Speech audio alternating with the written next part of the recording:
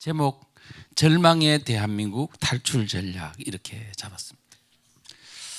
오늘 그 강의의 내용은 제가 그동안 이재명 정권이 등장하고 그 다음에 이어서 미국에 한 3개월 정도 가 있었습니다.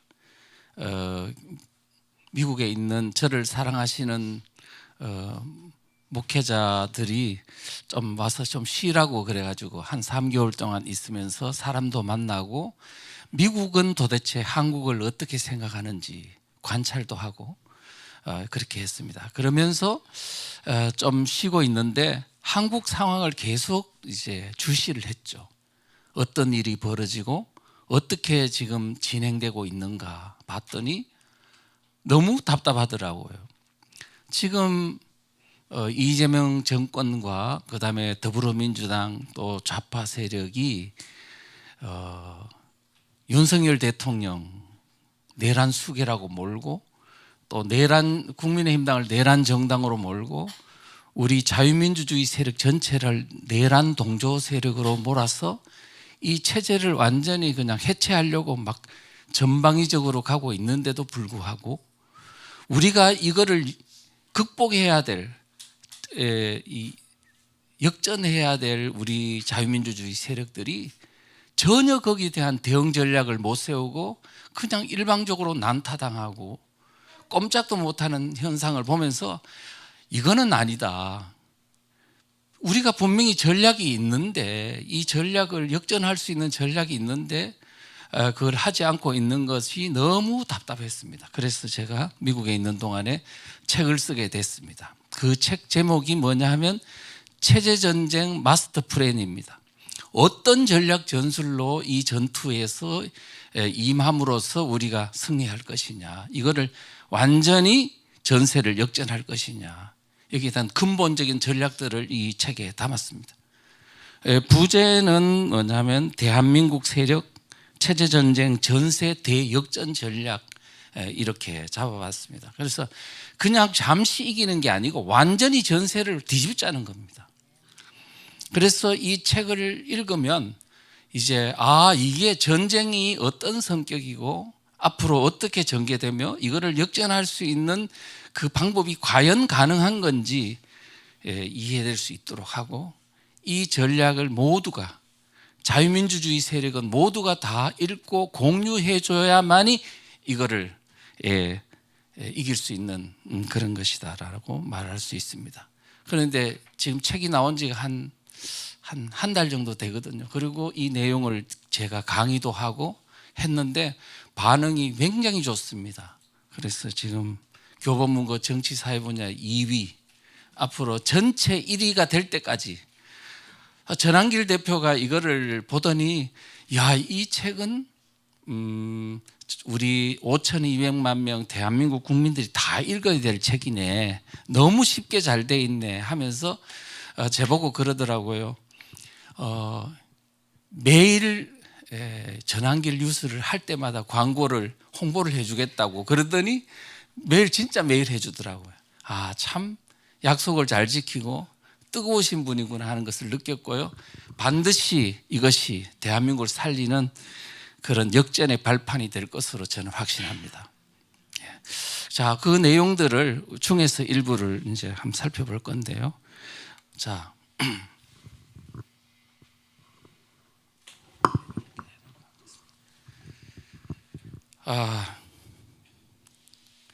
지금 좌익 세력들 내란 프레임 공세를 언제부터 취했습니까? 대통령 비상계엄 때부터 바로 직후부터 이거는 내란이라고 막 덮어씌우더니 그 다음부터 끝없이 내란 공세를 해서 대통령 탄핵시키고 이제 대통령이 탄핵이 되면 멈출 줄 알았더니 안 멈추고 계속 가서 이재명 정권이 등장한 이후에도 이제 계속되고 있습니다. 국민의힘당을 내란 정당으로 몰아서 완전 해산시키려고 하죠. 그리고 이번에 얼마 전에 왜 그 8월 25일 날 이재명이 이제 미국에 가서 트럼프 대통령과 양자회담을 했지 않았습니까? 그런데 그때 만나가지고 뭐라고 말했냐면 트럼프 대통령이 이거 혹시 공산혁명 가운데서 하는 숙청 아니냐라고 말했더니 아닙니다 라고 하면서 윤 대통령을 지칭해서 이것은 뭐냐 하면 전제군주를 꿈꾼 친위 쿠데타라고 말을 했어요. 아니요. 그러니까 이제 친위 쿠데타라고 말했는데 이 친위 쿠데타라는 말은 언제부터 했냐면 비상계엄이 있고 난 직후부터 끝없이 전제군주를 꿈꾼 친위 쿠데타다. 영구 집권 욕망에서 비롯된 친위 쿠데타다. 이와 같은 식으로 해서 이거는 내란이라고 지목하면서 끝없이 이제 공격을 했었죠. 자, 이와 같은 것들은 이 윤석열 대통령을 내란 세력으로 몰고 그 다음에 그거를 지지하는 정당도 내란 정당으로 해산하고 윤 대통령을 엄호하는 많은 자유민주주의 세력 자체를 제거하기 위한 거대한 프레임으로 이렇게 활용해 온 거죠. 바로 트럼프 대통령과의 만남에서도 그게 증명이 되어 버렸습니다. 그래서 이거는 이제 이 프레임은 단순히 이재명 대통령 개인의 생각이 아니고 이들을 엄호하는 이 정권의 공통의 생각이기 때문에 이거는 바꾸기가 어렵다. 그래서 이제는 전투만 있을 뿐이다. 이렇게 이제 생각할 수 있겠습니다. 그래서 지금은 뭐냐면 대한민국 내에 윤석열 대통령과 이재명과의 어떤 전투가 아니고 이제 대한민국의 영역을 넘어 이제 트럼프와 이재명과의 싸움으로 또 이제 이재명 정권과 세계 자유민주주의 세력과의 전투로 지금 확전된 상황이다. 그래서 여러분들이 너무 외로워하지 마시고요. 앞으로 전쟁 양상을 지켜보시기 바랍니다.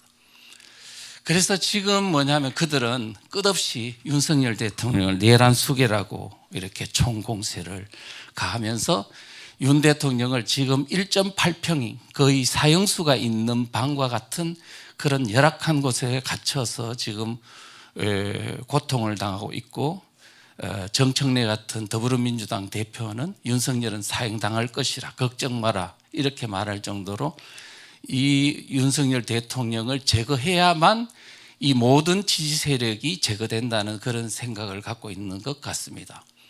그 다음에 이제 이어서 그러면 윤석열 대통령만 탄핵당하고 윤석열 대통령만 처벌당하면 모든 게 끝날 것이냐? 절대로 그런 일 없습니다. 이들의 목적은 뭐냐? 윤석열 대통령의 제거가 아니고 지금 이 대한민국을 공산주의 사회주의 체제로 바꾸는 게 목표예요. 그렇기 때문에 그 이어서 멈추지 않고 바로 국민의힘당을 내란 정당으로 해체시키거나 거의 무력화시키고 그 다음에 이제 더불어민주당이 200석을 넘어 그걸 가지고 헌법을 바꾸고 그 다음부터 체제를 바꾸는 게 목표입니다. 그 이후에 진짜 숙청이 시작되는 겁니다.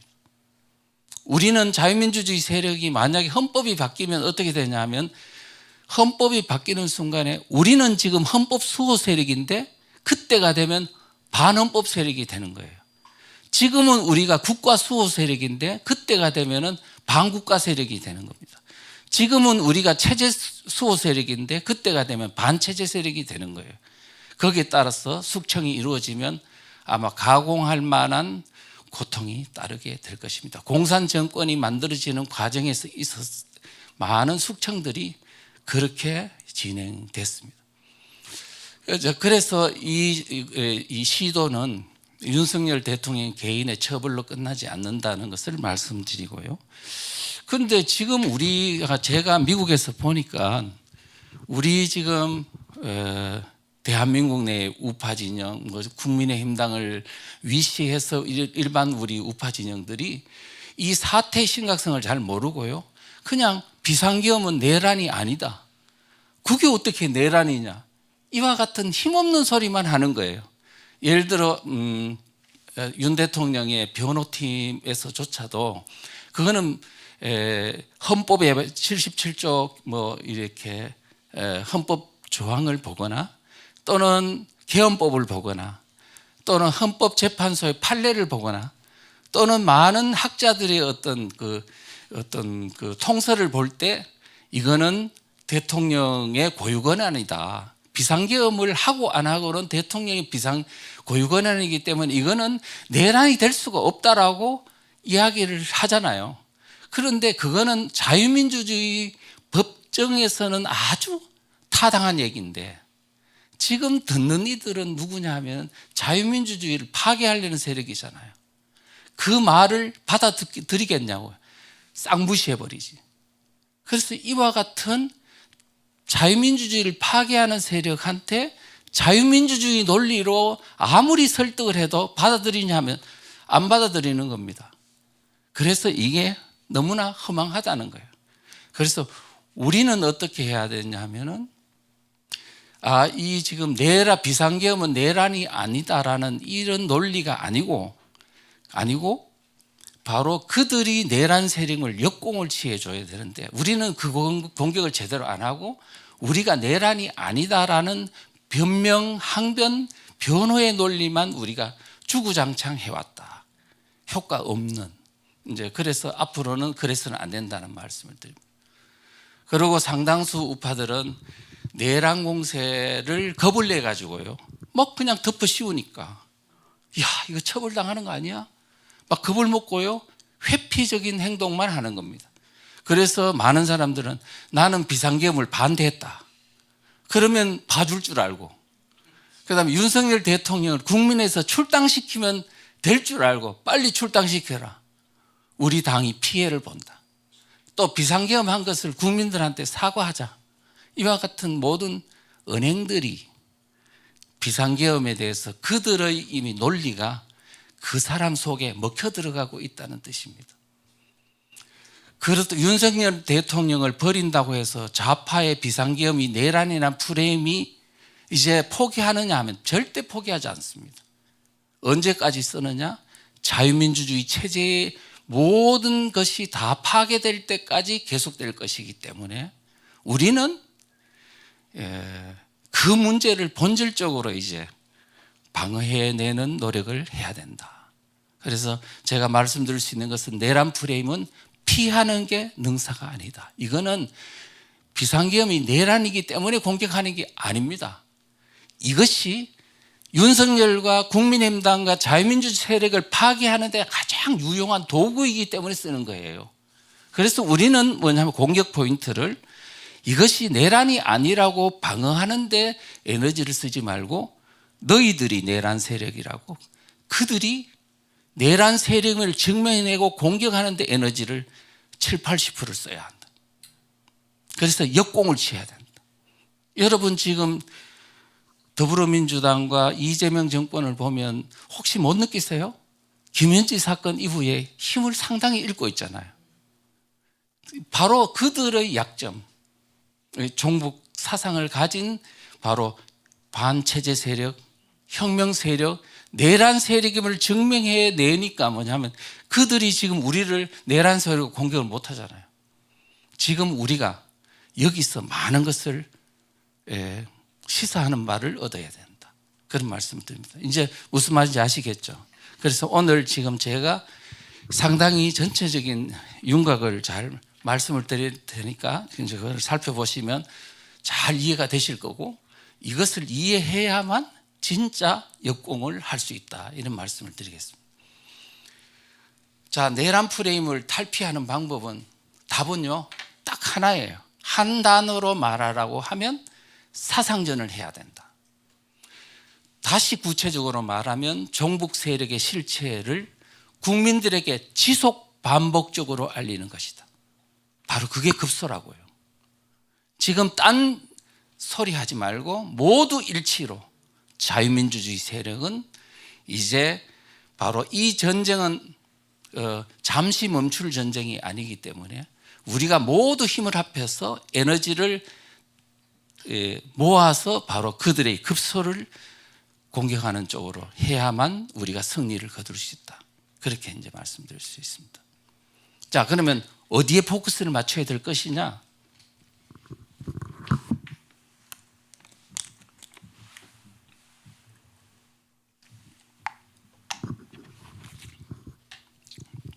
첫째요, 윤 대통령이 비상계엄을 선포한 이유가 사실인지 그걸 좀 알아봐야 되겠다고요. 지금 윤 대통령을 보고 친위 쿠데타를 했다, 영구 집권을 꿈꾸려고 친위 쿠데타 했다고 막 지금 덮어 씌우죠. 근데 윤 대통령이 자기가 무슨 다시 대통령이 되려고 친위 쿠데타를 했다고 보십니까? 그러면 뭐 때문에 했어요? 뭐 때문에? 그걸 알아야 되는 거야.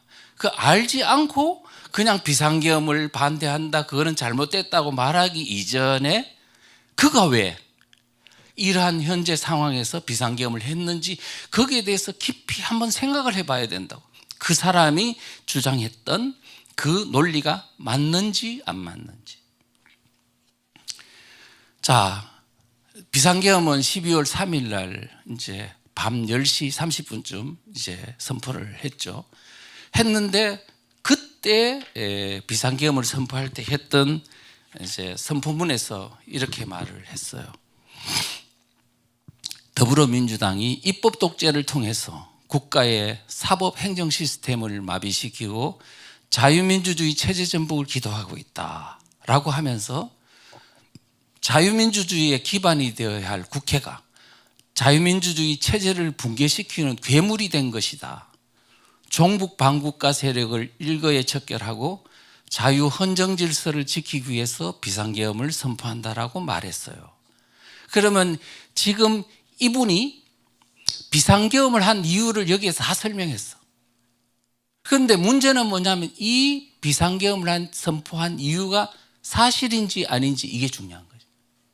만약에 사실이라고 하면 비상계엄은 정당한 게 되고, 사실이 아니라고 한다면 이거는 그쪽에서 말한 대로 친위 쿠데타가 되는 거예요. 자, 그래서 이 포인트, 바로 윤석열 대통령이 비상계엄을 한 그 이유 중에서 두 가지가 포인트예요. 첫째는 종북 반국가 세력이 국회를 장악한 게 사실인가 여부예요. 여기서 그랬잖아요. 종북 반국가 세력이 국회를 장악해서 입법 독재를 하고 이렇게 나오잖아요. 그죠? 그러면 종북 반국가 세력이 국회를 장악한 게 맞는지 이게 확인이 돼야 돼요. 사실인지 아닌지.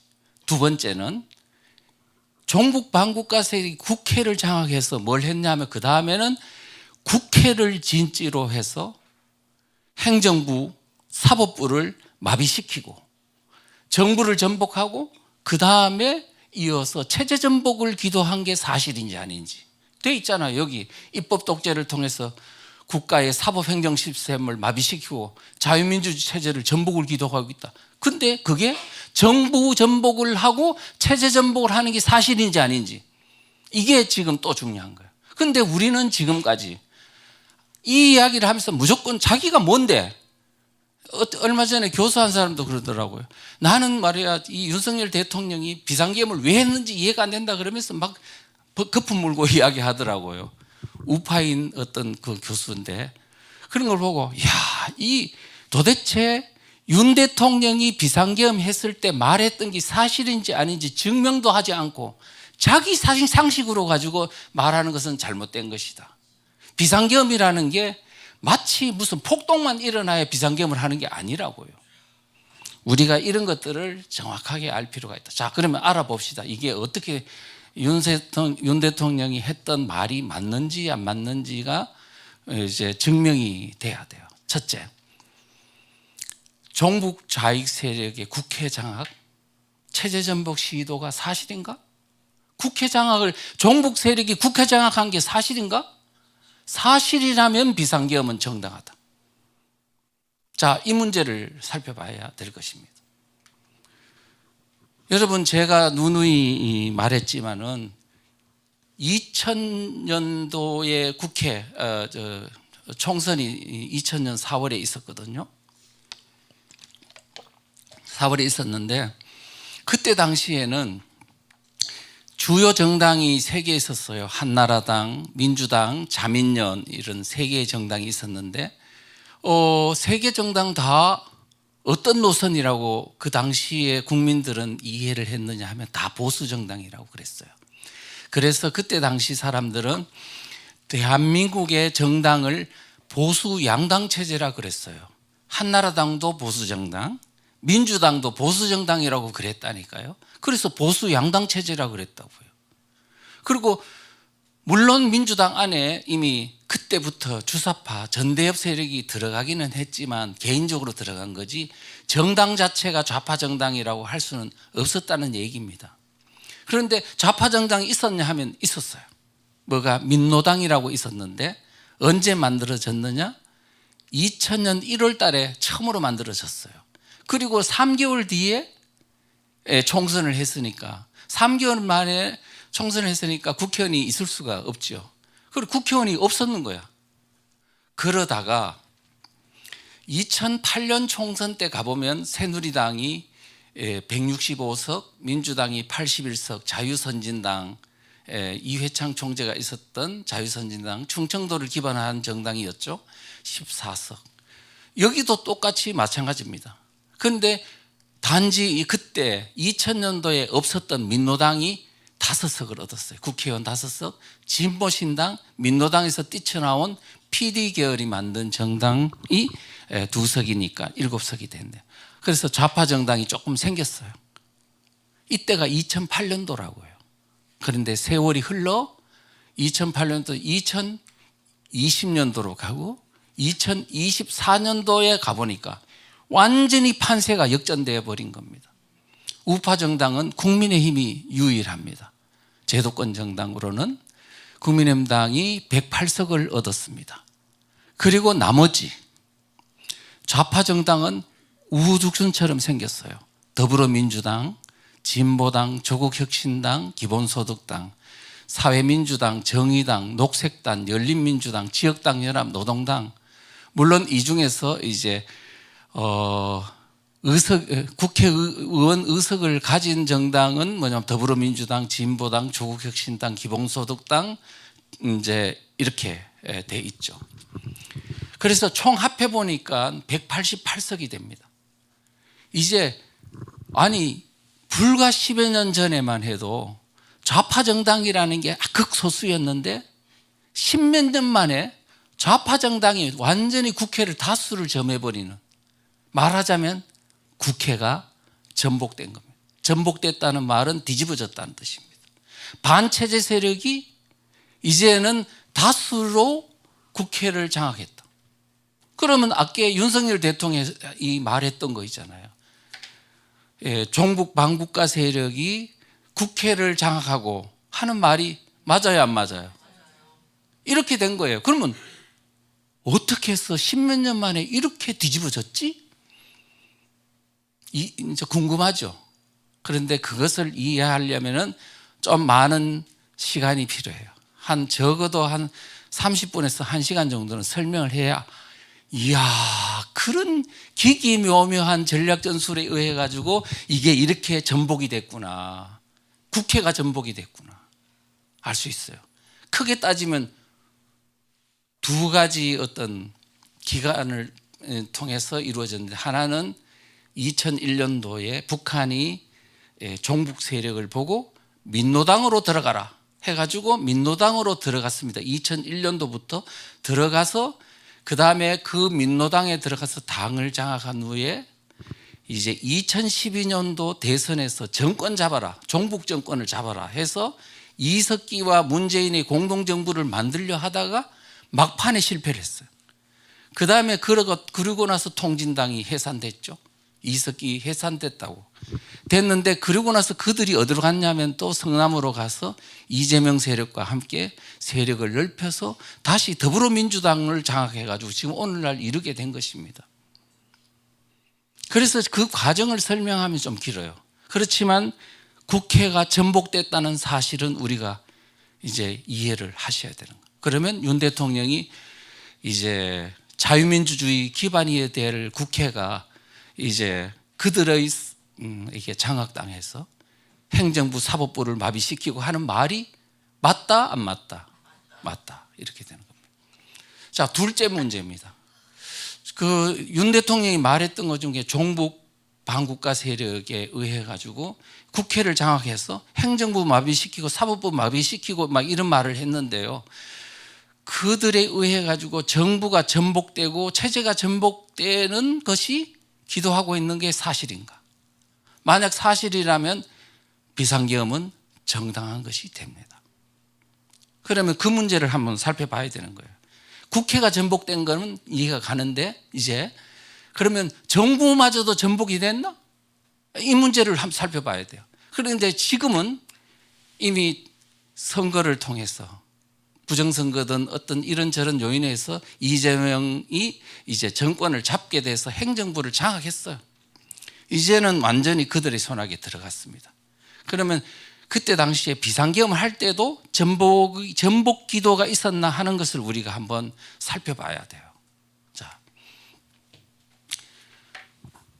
여러분 그 비상계엄을 선포하는 헌법 규정이 제77조입니다. 헌법 제77조. 언제 비상계엄을 선포할 수 있나 하면은 전시, 사변 또는 이에 준하는 비상사태에 선포할 수 있다라고 말했습니다. 그러면 전시라는 것은 전쟁일 거고 사변이라는 것은 말하면 폭동이나 뭐 이런 거겠죠. 옛날에 6.25 전쟁을 보고요. 6.25 사변이라 그랬어요. 그 사변이라는 의미는 김일성의 난이란 말이에요. 그러니까 난을 보고 사변이라 그러는 거야. 그런데 지금 또 그 다음에 전시사변과 옆에 뭐가 있어요? 이에 준하는 비상사태에 선포할 수 있다. 그러니까 폭동이 일어나야 비상계엄을 하는 게 아니라고요. 이에 준하는 국가 마비라든가 그 다음에 정부가 전복될 위기에 있으면 비상사태를 선포할 수 있는 겁니다. 옛날 국정원법이 있죠. 국정원법이 있었는데 국정원이 어떤 국내 정보 활동을 할 수 있는지를 규정해 놨어요. 그런데 문재인 때 그거를 없애버린 거야. 국정원이 국내 정보 활동할 수 있는 근거를 없애버리고 나아가서는 국정원에서 간첩 잡는 대공수사 기능까지 없애버렸어요. 이제 국정원은 뭐가 돼 있냐? 체제를 수호할 기관인데 체제 수호할 수 있는 기능을 모두 없애버린 거예요. 그랬는데 뭐 그거를 이야기하려는 게 아니고 그때 당시에 국내 정보를 할 수 있는 근거 조항을 5개를 놔뒀어요. 항목을 5개를 놔뒀는데 뭐냐면 대공, 대정부 전복, 방첩, 대테러, 국제범죄 조직 이 5개의 항목에 대해서 국내 정보 활동을 할 수 있다 이렇게 규정을 해놨거든요. 그런데 여기서 대공은 뭐예요? 공산주의를 막는 거. 그다음에 대정부 전복은 정부 전복, 정부 전복을 막는 거.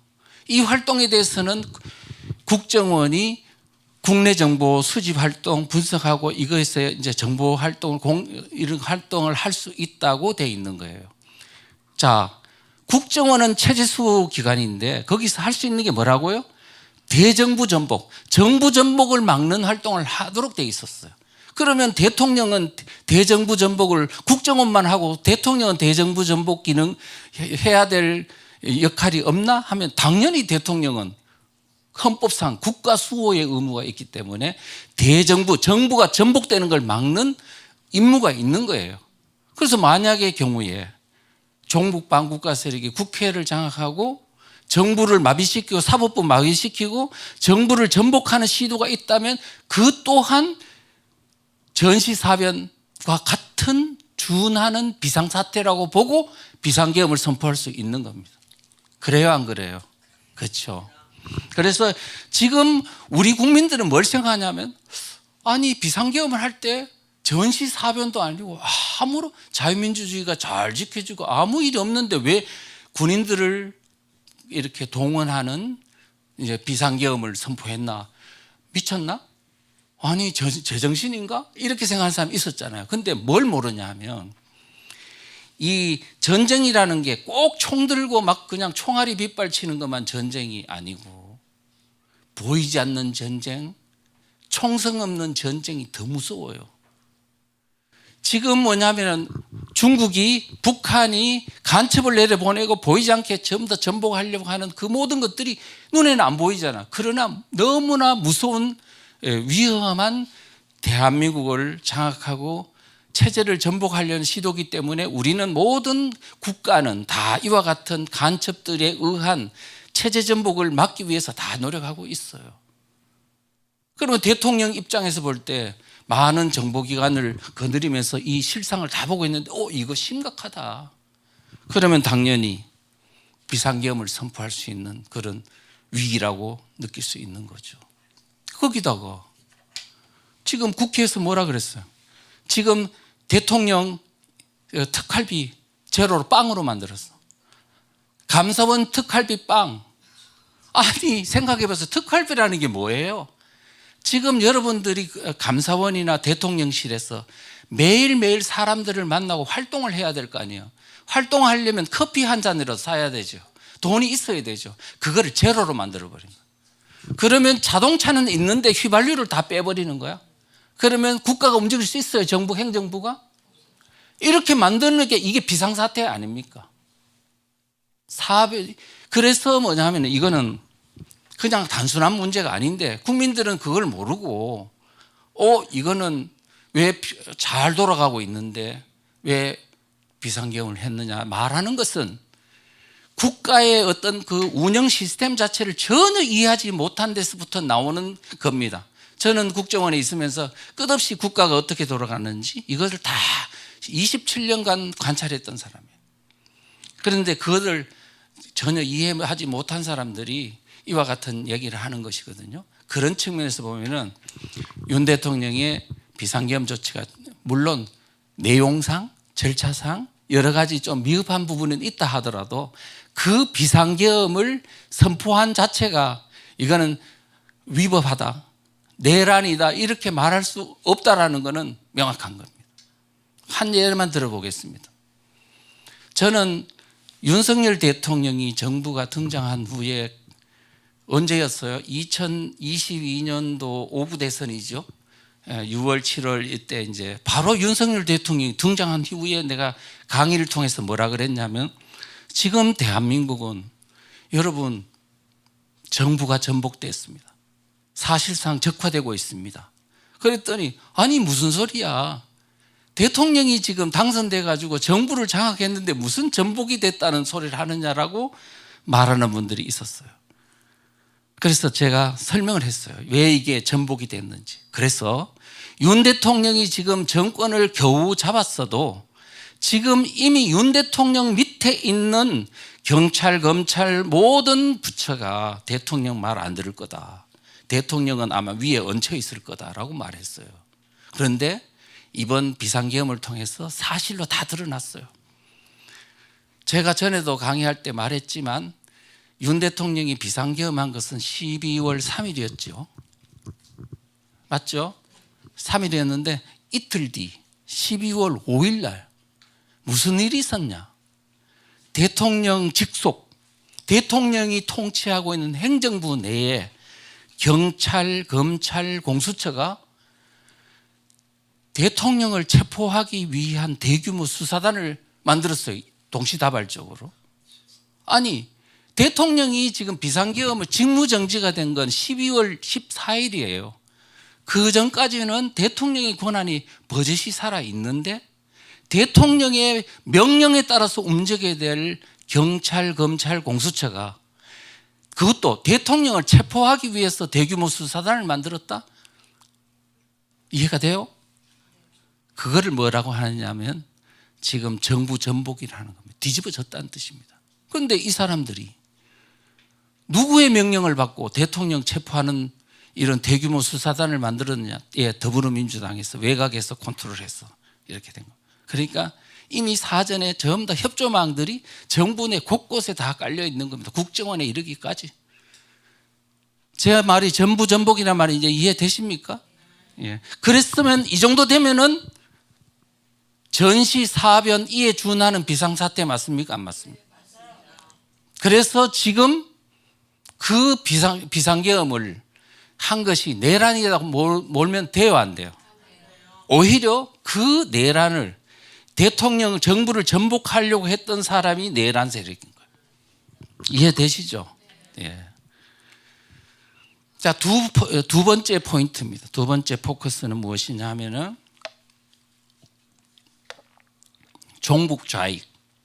좌익은 뭐를 말해요? 공산주의, 사회주의를 지향하는 세력을 좌익이라고 합니다. 좌익이라고 거기다가 종북이란 말을 붙이면 북한식 공산주의 체제, 북한식 사회주의 체제로 만들려고 하는 세력을 종북좌익이라고 하죠. 그런데 이 종북좌익 세력은 기본적으로 뭐냐 하면 공산혁명 세력입니다. 이거는 다시 말하면 이게 내란 세력이라고요. 자유민주주의 시장경제 체제, 자본주의 체제를 완전히 뒤집어 엎어가지고 그들이 원하는 공산주의 체제로 만드는 그런 것을 지향하는 혁명 세력이라고요. 끝없이 이들은 뭐냐면 혁명을 지향하고 내란을 지향합니다. 지금까지 공산주의가 마르크스 이래 지금까지 끝없이 시도했던 것이 내란입니다. 내란 전공이 그들이라고요. 그 사상적 실체를 우리는 알아야 되겠다. 그런데 진짜 특히 지금 우리 현재 국회를 장악하고 있는 종북적 이 좌익 세력은 물론 그 안에는 자유민주주의를 지향하는 좌경적인 인사들도 상당수 있습니다만은 주도권이 종북 좌익이 가지고 있다는 뜻입니다. 더불어민주당 같은 그다음에 진보당 이런 데가 다 뭐냐면 종북적 좌익 세력이 그 당의 주도권을 헤게모니를 장악하고 있습니다. 그래서 이제 그런 정당이 되는 거죠. 자, 그런데 이 종북 세력이 어떤 특성을 가지고 있느냐 한 사례를 보여드리겠습니다. 2009년도 이게 실천연대라는 단체가 있거든요. 정식 명칭은 6.15 남북 공동선언 실천연대인데 광우병 촛불 시위도 주도했고 등등 다 했습니다. 했는데 2009년도에 이제 국정원 수사국 그다음에 또 등등등 이렇게 검찰에 의해 가지고 이적 단체로 이제 판결이 된 단체입니다. 이적 단체입니다. 그런데 그 조직원 가택 수사 가운데서 충성 맹세문이 입수가 됐는데 한번 볼까요? 어디에 계십니까? 그리운 장군님. 장군님 품이 그립습니다. 남녘 민중도 자애로운 장군님 사랑의 품에서 복락을 누릴 그날만을 고대합니다. 아, 누구란 말이냐? 그리운 우리 장군님과 남녘 민중을 갈라놓은 놈이 누구란 말이냐? 승리의 날이 멀지 않았습니다. 장군님께서 손져 부르십니다. 어서 오라, 어서 오라. 나의 아들, 딸들아, 나의 동포들아. 이래서 났어요. 지금 이들 속에 그날이 어떤 날이고 승리의 날은 어떤 날이냐 하면 적화 통일의 날입니다. 여러분들이 생각할 때는 종북이라 그러니까 이게 어떤 색깔론으로 뒤집어 씌워서 아닌데 그렇게 한다 이렇게 생각하지 마십시오. 보십시오. 이런 사람이라고요. 이런 사람이 종북 세력인데. 자, 그러면 또 하나 더 보자고요. 여러분 잘 아시는 지금 2012년도 4월은 총선이 있었습니다. 그때 국회에 통진당이 이제 참여를 해가지고 국회의원 13석을 얻었던 그런 사건입니다. 그래서 통진당과 이석기의 통진당과 그 다음에 문재인의 민주통합당이 야권 연대를 해서 그렇게 했던 총선이었고 이석기의 통진당이 엄청난 승리를 거뒀던 그런 총선이었죠. 그런데 이 총선이 만약에 그냥 무사히 지나갔더라면 그 이석기의 통진당과 문재인의 민주통합당이 야권 연대를 했는 그거 총선 때 했는데 그 연대 체제가 쭉 언제까지 12월 대선 때까지 이어졌더라면 바로 이석기와 문재인의 공동정부가 돼가지고 완전히 종북 정권이 탄생하고 북한하고 적화 통일로 이어졌을 겁니다. 그런데 다행스럽게도 총선 다음 달인 12월 5일 날 통진당 내분 사태가 일어났어요. 그 킨텍스에서요, 했는데 서로 난투극이 벌어지고 머리끄덩이 잡아 당기고 했습니다. 5명이나 구속되는 사태가 있었는데 이유는 이석기와 같은 그런 경기동부연합 이 인원들이 부정선거를 엄청 한 거야. 비례대표 선출을 둘러싸고. 그래가지고 이제 이 사태가 진화되면서 2, 3개월 동안 언론에 보도가 되면서 와, 통진당이 좋은 정당인 줄 알았더니 진보라는 말을 써가지고 통합진보당이잖아요.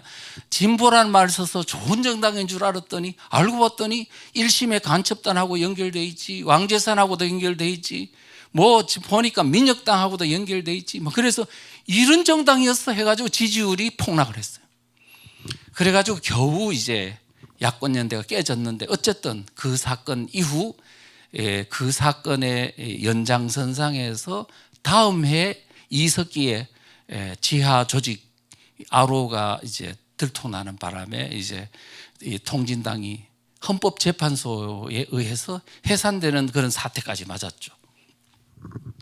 바로 그때 통진당 내분 사태 때 바로 이종철이라고 전 고대 총학생회장을 했고 지금은 국민의힘당에서 지금 당협위원장을 하고 있는 그런 인사인데 굉장히 인성도 좋고 전향을 해가지고 아주 정말 제대로 활동을 하는 그런 아주 우익의 전사가 되어 있습니다. 그런데 그분이 바로 TV조선에 나와가지고 종북 세력이 어떤 세력인지를 정확하게 정의를 해줬어요. 제가 지금까지 본 것 중에 종북 세력의 특성이 어떤지를 이만큼 정확하게 한 아마 이 설명은 없지 않나 싶어요. 그러면 이 사람이 어떻게 이야기했느냐 하면은요, 지금 뭘 보고 하느냐 하면은 지금 통진당의 실체가 뭐라고요? 경기동부연합. 이석기의 경기동부연합이 당 주도권을, 당권을 장악하고 있고 그 당이 어떤 특성을 갖고 있는지, 그러니까 말하자면 이석기의 경기동부연합이 어떤 특성을 갖고 있는지를 잘 설명하고 있는 거죠. 그래 어떻게 말했냐면 많은 사람들이 종북 세력 주사파의 실체를 잘 모르는 것 같습니다. 뭐 그냥 뭐 종북 세력이라 하면 북한에 어느 정도 우호적이거나 김일성에 대해서 어느 정도 좋게 평가하는 사람들 정도로 생각하는 것 같다. 그런데 실제 종북 세력 주사파는 철저히 북한의 지령에 따라 대한민국을 전복하려는 세력이다. 그러면서 대한민국을 주체사상의 조국 북한과 같은 나라로 만드는 것입니다. 대한민국을 혁명하고 대한민국의 자유민주주의 체제를 전복해서 북한의 사회주의 체제를 만드는 것이고 궁극적으로는 북한의 김정은을 통일 대통령으로 만드는 것입니다 라고 말했습니다. 이 사람은 이미 종북 세력 한 총련을 너무 잘 알고 한 총련의 일부가 지금 다 뭐냐 하면은 저 경기동부연합 통진당의 주류를 차지하고 있잖아요. 그 실체를 이미 경험했던 사람이 바로 이렇게 말한 거예요. 통진당 세력이 이런 세력이라고. 국민들 이들의 실체를 절대로 잊어서는 안 된다라고 말을 한 겁니다. 그렇습니다. 통진당은 북한과 연계된 혁명 세력이고 국가 전복 세력입니다. 자, 이런 세력이 있는데 그렇기 때문에 앞에서 말한 것처럼 뭐냐면 윤석열 대통령이 이런 세력이 지금 어디로 들어가 있어요? 통진당이 해산된 후에 이재명과 함께 경기도로 갔다가 더불어민주당으로 가서 지금 정권을 장악하고 하고 있잖아요. 지금 김현지 같은 사람이 다 경기동부연합 그 성남에서 같이 그냥 했던 그 주류 세력이고 어쩌면은 그 사람들 그 위에서 컨트롤 타워 역할을 했는지도 모르잖아요. 앞으로 분명히 그 실체가 더 드러날 것입니다. 지금 그런 상황이기 때문에 윤 대통령이 봤을 때 비상계엄을 한 이유는 이미 그렇게 국회가 장악당하고 지금 정부가 전복되는 그 신상을 보고 비상계엄을 선포했으면 정당한 것이냐 아니냐. 그렇죠. 이런 부분을 우리는 이해를 해야 된다 이거예요. 그 다음에 세 번째 포인트입니다. 세 번째 제3의 포커스는 뭐냐 하면은 공산혁명에는 반드시 뭐가 동반되냐 하면 반동분자 숙청 작업이 동반됩니다. 이거를 알아야 돼요. 그냥 아무런 일이 없을 수가 없어요. 공산주의 국가가 만들어진 것 1917년도 레닌에 의해서 러시아가 공산화됐잖아요. 그리고 나서 이제 점점점 공산주의 사상이 확산이 돼서 2차 세계대전 바로 그 이제 종전 무렵에는 동유럽이 다 공산화되고 그다음에 이어서 또 중국이 공산화되고 베트남이 공산화, 캄보디아 공산화 막 이렇게 되는 과정에서 필연적으로 동반됐던 게 뭐냐? 반동분자 숙청이에요. 반동분자가 뭐냐고요? 이번에 정청래가 뭐라 그랬어요? 정청래 당대표인데 더불어민주당이 뭐라 그랬냐면 지금 반동이란 말을 썼으라고. 반동. 지금 이 사람 머릿속에 반동의 개념이 있다는 거는 뭐냐? 공산주의로 가는 게 진보고 발전이고 개혁인데 그 공산주의 사회주의로 가는 것을 반대하고 저항하고 하는 세력을 뭐냐면 반동이라고 그러잖아요. 반동분자. 반동분자라는 거야. 지금 그러니까 뭐냐면 지금 그런 인식을 갖고 있다는 것을 우리는 명심해야 된다. 그랬어요. 자, 봅시다. 여러분들 아까 지금 제가 말했는 거 공산주의를 넘어 북한에 추종하는 종북 세력에 의한 대한민국의 지금 이런 어떤 국회 장악이라든가 이런 것들 지금 이야기할 때 결국은 이들은 누구냐면 본질적으로는 공산혁명 세력이에요. 북한식 공산혁명 세력. 그리고 반드시 거기에 뒤따르는 반동분자 숙청 작업이 진행될 겁니다. 언제쯤? 체제가 바뀔 때 가속적으로 일어날 거라고. 그래서 우리 국민들은 지금 현재 무슨 일이 일어나는지 모르고 자유민주주의가 잘 지켜주는 줄 알지만은 누구는 아느냐 하면 트럼프 대통령이 뭔지 알아. 한국에서 일어나고 있는 일이 무엇인가? 숙청이나 혁명 같다. 혁명이라는 말은 여기서 공산혁명이라고 할 수 있겠죠. 사회주의 혁명, 공산혁명. 반드시 지금 숙청이 일어나고 있는데 지금 뭘 보고 그런 말을 하냐 하니까 손현보 목사님 지금 막 구속당하고 기독교 뭐 그게 이단이든 뭐 아니면은 뭐 정통교회든 이단이든 상관없이 어떤 기독교 종교가 지금 탄압당하고 있고 그다음에 또 윤석열 대통령을 막 지금 체포해가지고 제거하기 위해 가지고 이렇게 막 특검을 만들어 수사하고 이 모든 과정을 숙청 작업으로 보는 거야. 이 숙청 작업을 진행하는 자가 뭐냐면 공산혁명 세력이라고 보는 거예요. 이 트럼프 대통령. 근데 이 사람이 진짜 공산혁명 세력을 알고 있나? 예, 잘 알고 있습니다. 거기다가 왜냐하면 본인이 1기 트럼프 정부 때요. 미국 내에도 지금 좌파들이 많거든요. 그 사람 좌파들이 뭐라고 그러냐면 오카시오 의원인가 뭐 이런 미국 민주당 내에도 아주 공산혁명 사상을 가진 사람들이 있어요. 그래서 트럼프 대통령이 만약에 물러나게 되면 트럼프 지지자들을 스탈린식 또는 모태똥식 그 어떤 숙청을 해야 된다고 막 공개적으로 말할 정도로 이미 그도 끝없이 뭐냐면 그들에 의해 가지고 숙청을 시키려고 하는 대상에서 고통을 당했잖아요. 그 다음에 또 전 세계 지금 여러분들 잘 아시지만 이미 2차 세계대전 이후 6.25 전쟁을 거치면서 공산주의와의 치열하게 같이 싸웠던 혈맹 아닙니까? 미국이. 또 거기다가 지금 중국을 잘못 받아들여 가지고 했지만은 이제 중국은 공산주의 사상을 안 버렸네. 이제 그들과 사상 전쟁을 해야 되겠다 해서 지금은 전 세계를 다시 신냉전 질서로 자유민주주의 진영과 그다음에 공산주의를 버리지 않는 진영과 다시 나누는 작업을 누가 하고 있어요? 트럼프 대통령이 하고 있잖아요. 그런데 공산주의 혁명인지 숙청인지 모르고 있다고요? 말이 돼요, 안 돼요? 거기다가 지금 트럼프 밑에는 지금 17개나 되는 정보기관들이 쫙 포진해가지고 한국 상황을 실시간으로 모든 걸 다 지금 체크하고 관찰하고 있어요. 모를 수가 없어요. 지금 그가 뭐냐면 대한민국은 지금 공산혁명이 일어나고 지금 숙청 작업이 진행되고 있다라고 규정해 준 겁니다. 그런데 우리 국민들이 지금 이 상황을 알고 있냐면 우리 국민들이 더 모르는 거야. 선동을 당해가지고 그럴 거라고 봅니다. 그런 것들을 생각해 보십시오. 공산주의는요, 우리가 그렇게 호락호락하게 생각하면 안 됩니다. 내가 며칠 전에 어떤 모 대형교회 목사님이 공산주의는 이 대한민국에 공산주의는 있어도 된다라고 말하는 걸 보고 내가 참 깜짝 놀랐습니다. 그래서 이 도대체 이 대한민국의 한국의 기독교가 어떻게 이렇게까지 침투가 심각한 침투 또는 사상적 혼미 이런 게 있는가 참 답답했는데요.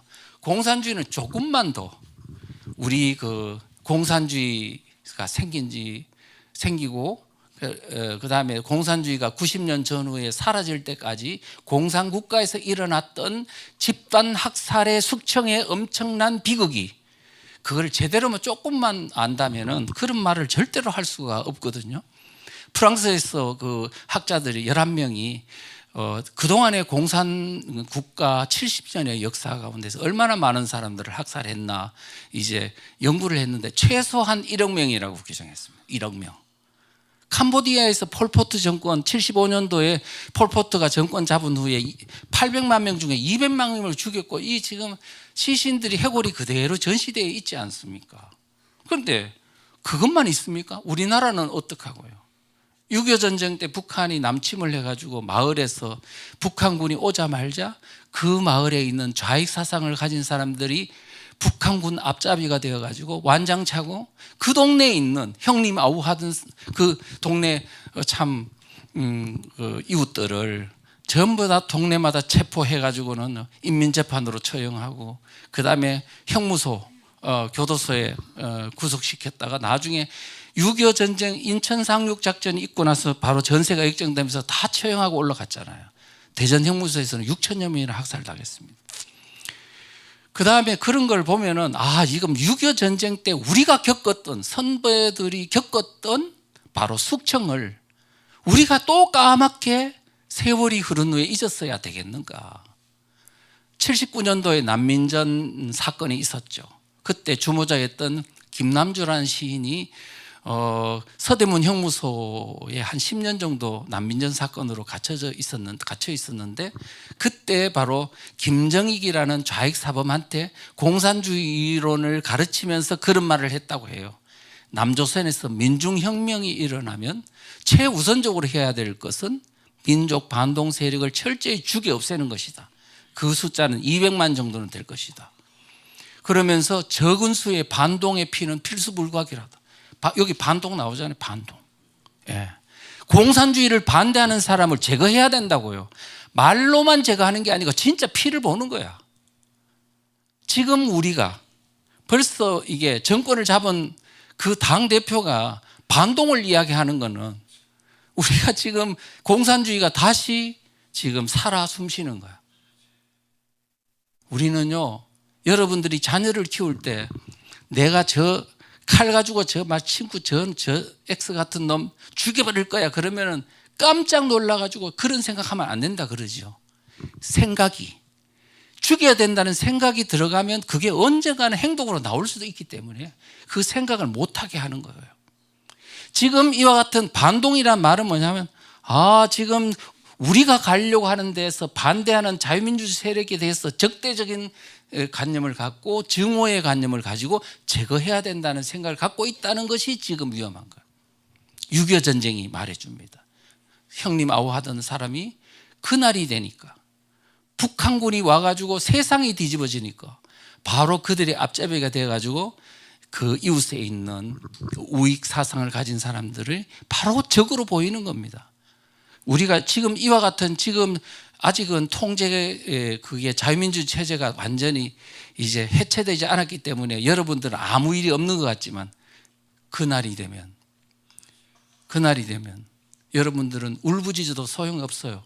지금 우리가 할 수 있는 마지막 이 전선에 서서 우리는 꼭 자유민주 체제를 지켜내야 돼. 그래야 내 생명도 내 재산도 지켜지고 지금 우리가 하는 신앙의 자유도 지켜진다는 것을 반드시 아셔야 된다는 말씀 드리겠습니다. 그러면 이재명 대통령 머릿속에 있는 혁명의 개념이 2017년도 1월 달에 만든 책이에요. 대한민국 혁명하라고. 도대체 나는 앞으로 대한민국을 어떻게 만들 것인가에 대한 설계도를 이 책 속에 넣어놨어요. 그런데 제일 많이 언급한 용어가 적폐청산이란 말입니다. 적폐청산. 그런데 이 적폐라는 말이 진짜 부정부패를 적폐로 보는 건지 또 뭔지, 그런데 딱 보니까 70년 만에 대한민국, 그때 당시 대한민국이 건국된 지 70년이었거든요. 70년에 대한민국 자체가 적폐라고 보고 있는 관념입니다. 그래서 자유민주주의를 청산하고 이 적폐를 청산하고 새로운 대한민국을 만들자는 거예요. 그래서 이 사람이 말하는 새로운 대한민국이라 하면 자유민주주의 대한민국이 아닙니다. 그래서 그거는 설명을 하려면은 이제 좀 더 필요한데 하여튼 그런 것들이 있습니다. 그래서 지금 앞으로 자기는 정치보복 아니라고 하면 뭐냐 하면은 정치보복을 안 하는 거는 결국은 진짜 적폐라고 보기 때문에 정치보복이 아니라 이거는 해야 될 정상적인 조치다, 이렇게 이제 보는 거죠. 그래서 우리가 이게 더 무서운 얘기다, 그렇게 볼 수 있습니다. 자, 이제 이렇게 보면요, 이제 2포커스 했고요. 3포커스는 우리가 공산혁명 가운데서는 반드시 이런 반동분자 숙청이 동반된다는 것을 우리가 알아야 되고, 이 지금 현재 일어나고 있는 숙청 작업, 지금 손현보 목사님 구속시키고 뭐하고 하는 것들은 이제는 맛보기다, 맛보기.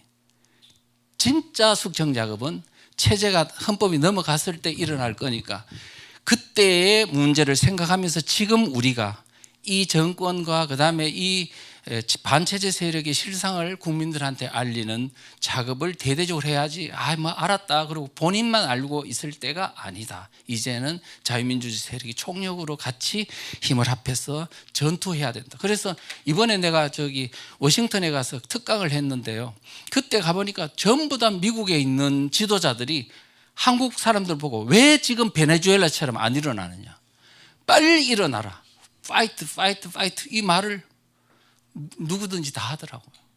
지금 우리가요, 기도만 하고 그다음에 기도한 후에 그다음에 다시 어떤 형태로든 행동해야 된다. 행동하지 않고 가만히 있는 것은 이것은 곧 이 정권에 힘을 보태주는 것이다, 이런 것으로 생각하시면 될 것 같습니다. 그런데 내 4포커스, 이거는 뭐냐 하면은 여러분, 종북 좌익 세력들은 아까도 말했듯이 정부를 전복하고 정권을 탈취하려는 세력입니다. 기본적으로 그렇게 해왔어요, 지금까지. 그래서 이들은 정부를 전복하고 정권을 탈취하려는 세력이기 때문에 그들의 어떤 시도에 대해서 방어하기 위한 계엄은 정당하다는 얘기입니다. 그런데 사실인가 아닌가, 무슨 근거가 있냐 하면 근거 있죠. 많이 있습니다. 2008년도에 광우병 사태도 이명박 정권을 끌어내리려고 하는 전복 시도였고요. 그 다음에 2016년도 10월 29일부터 있었던 촛불 시위, 이거는 박근혜 대통령을 끌어내리고, 사실은요, 언론에 나온 어떤 몇 가지의 논리, 완전히 가짜 뉴스를 가지고 대통령을 바로 끌어내리고 탄핵까지 그냥 시켜버렸잖아요.